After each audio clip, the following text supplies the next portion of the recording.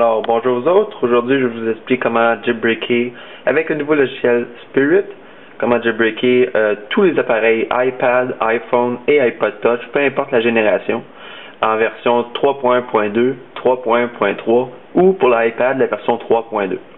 Donc, pour ce qui est de mon côté, je vais vous l'expliquer avec mon iPod Touch deuxième génération qui est actuellement déjà jailbreaké, mais il n'y aura aucune différence lorsqu'il ne l'est pas.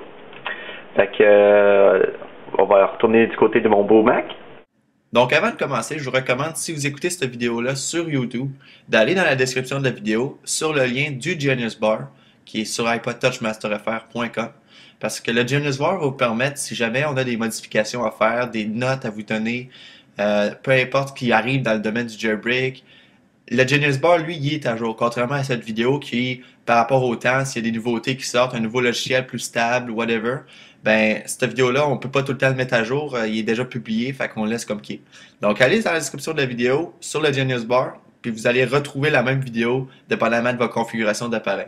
Donc, si ça marche pas, vous allez le savoir avec le Genius Bar. Pas obligé de perdre votre temps avec cette vidéo-là.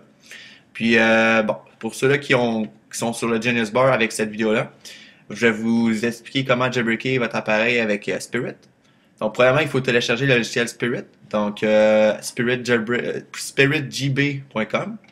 Pour moi, ça va être Mac OS X, mais ça devrait être semblable pour les gens de Windows. Donc, on clique Mac OS X. Et voilà.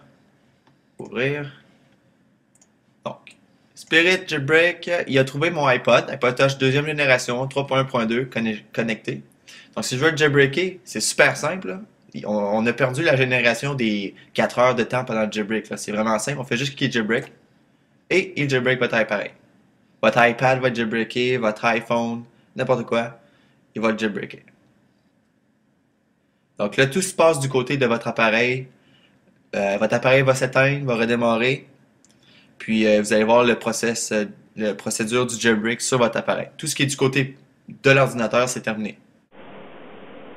Donc, vous voyez, on est en train de jailbreaker avec Spirit. Donc, Spirit vient de s'exécuter sur mon appareil. Je ne sais pas si ça va exactement comme ça qui va se dérouler chez vous, parce que mon appareil est déjà jailbreaké. J'avais utilisé Red Snow. Donc, il va juste re-jailbreaker un par-dessus. J'espère que ça ne va pas le faire planter, parce que ça ne me tentait pas de restaurer pour faire la vidéo. Donc, là, il est en train de jailbreaker l'appareil. On devrait avoir d'ici peu plus d'informations sur l'écran. Comme je vous dis, c'est la première fois que j'utilise Spirit pour une vidéo, fait que je ne sais pas d'avance ce qui va arriver. Donc, on voit la barre au milieu qui indique la progression du jailbreak.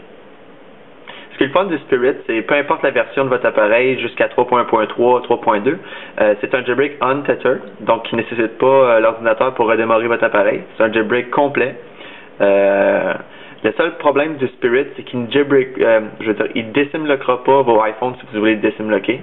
Parce que ça, c'est Yellow Snow qui utilise ça, puis Black Snow qui permet de désimloquer votre iPhone.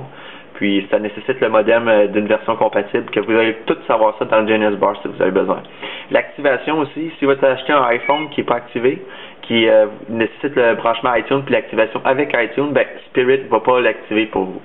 C'est les deux désavantages de Spirit. Mais pour ce qui est d'iPod et iPad, vous n'avez aucun changement pour votre côté. C'est un jailbreak normal comme tous les anciens appareils.